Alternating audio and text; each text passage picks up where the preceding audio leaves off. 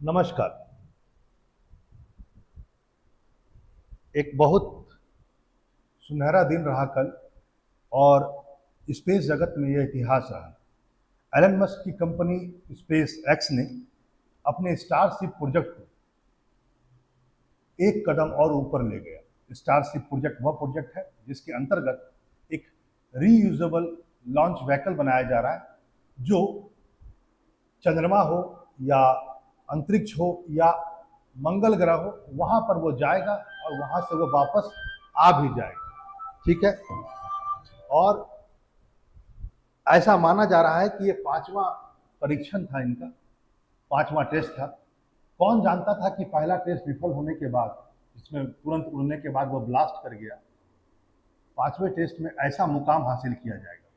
मुकाम यह है कि जो व्हीकल को इन्होंने यूज किया, जिसको बोला जा रहा है स्टारशिप व्हीकल, उसमें जो बूस्टर लगा होता है, जो नीचे में होता है, जो थ्रस्ट पैदा करता है, जो शक्ति देता है, जिसकी संख्या 12 थी, वह उड़ान भरने के बाद लगभग 2.75 मिनट के बाद अंतरिक्ष यान से अलग हो जाता है, यानी मेन बॉडी से अलग हो जाता है। बूस्टर मेन बॉडी यानी अंतरिक्ष यान वह मॉड्यूल होगा जिसके अंतर्गत अंतरिक्ष यात्रियों को ऊपर भेजा जाएगा। मतलब बूस्टर नीचे होगा और ऊपर अंतरिक्ष यात्री के लिए अंतरिक्ष यान होगा, जिसे बाकायदा स्टार बस या स्टारशिप की संज्ञा दी जा रही है।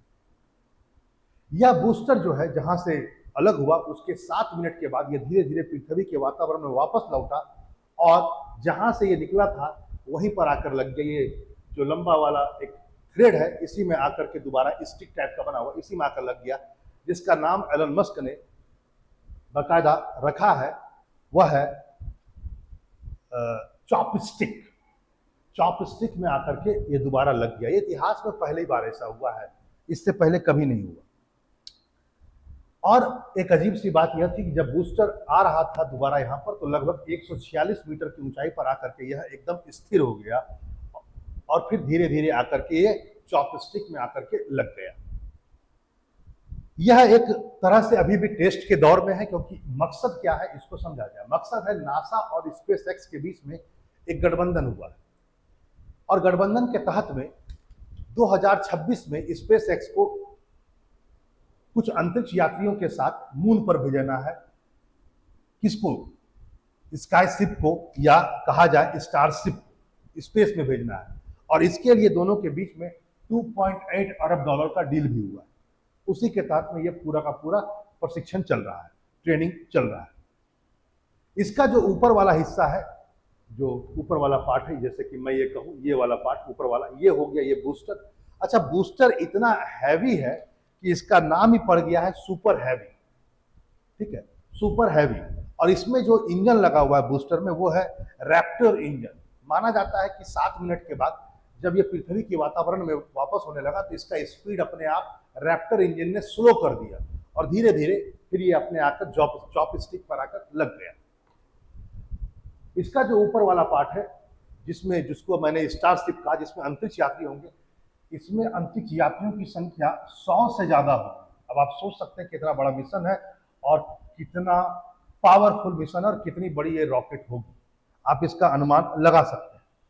इसमें आप यह भी ध्यान रखें, वो यह है कि केवल इसका जो निचला पोर्शन है, ये जिसमें ये बूस्टर लगा हुआ है, वही लगभग 165 मीटर के 50 मीटर के आसपास, केवल उसी की लंबाई, केवल इसी की लंबाई जो होगी वो 50 मीटर के आसपास बूस्टर की ही लंबाई। अच्छा, तो ये इसका मकसद सिर्फ टेस्ट का यह नहीं था कि ये बूस्टर आकर दोबारा लग जाए। 2.75 मिनट के बाद जब ये अंतरिक्ष यान, यानी कि जिसको मैंने कहा जो लेकर के जाएगा व्यक्तियों को, जब ये अलग हुआ, तो इसके बाद यह इसे लैंड करवाना था एक तरह से हिंद महासागर में। और माना गया, यह तो सही हुआ ही, हिंद महासागर में जहां इसको लैंड कराना था, जिसको कहा गया है स्पेस लैंड डाउन, उस एरिया को कहा गया स्पेस लैंड डाउन, वहां पर यह सेफली लॉन्च भी हो गया।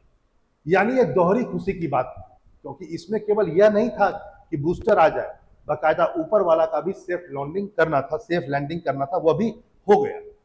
यानी अब यह धीरे धीरे आगे बढ़ रहा है। यहां पर इस बात को भी ध्यान रखें, वो यह है कि आप कहेंगे सर क्या इसमें नई बात, क्या इंसान ने पहली बार चंद्रमा पर कदम नहीं रखा था, वो भी किसी रॉकेट के साथ में गया हो।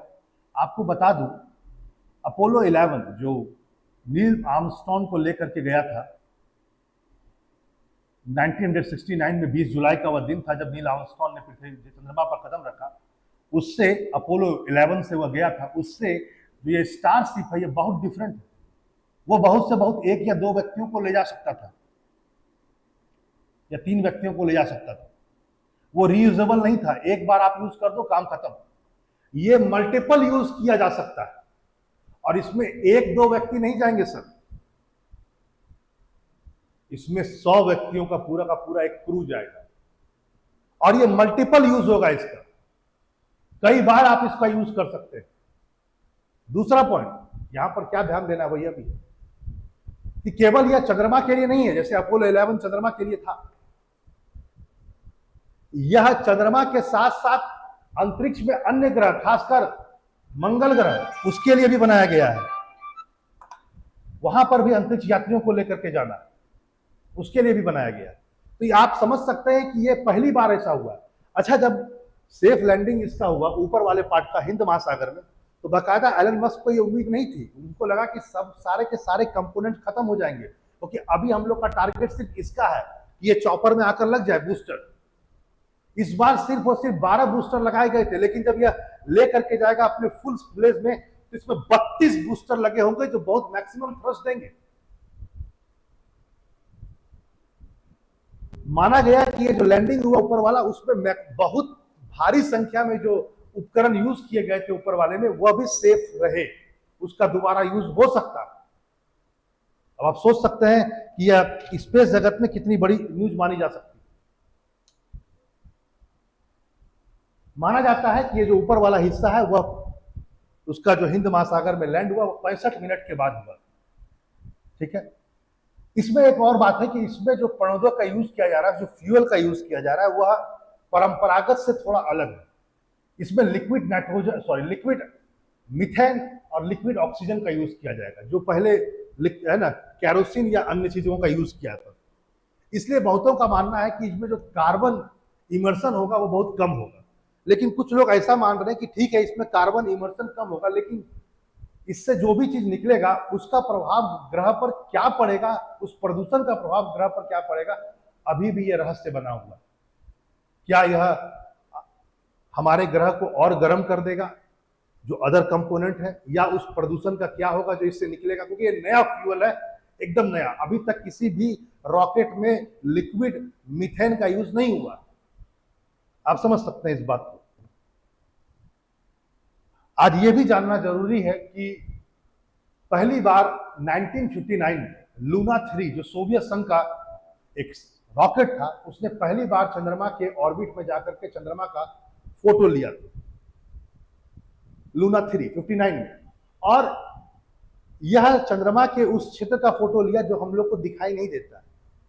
और पहली बार सोवियत संघ यानी रूस ही लूना 9 मिशन के तहत में 1966 में चंद्रमा पर सॉफ्ट लैंडिंग किया। लेकिन पहली बार यदि मैं कहूं आपसे, मनुष्य यदि पहली बार लैंडिंग किया था, जिसको मैंने कहा नील आर्मस्ट्रॉन्ग, वो अमेरिका की तरफ से नासा ने जो अपोलो 11 रॉकेट छोड़ा था उससे लैंड किया था। और मैंने यहां पर यह बता दिया, इसको और स्पेस एक्स के स्टारशिप को आप कंपेयर नहीं कर सकते हैं, दोनों में आसमान जमीन का अंतर। यह बहुत भारी भरकम होगा, करीब करीब माना जा रहा है कि 10 गुना भारी है ये।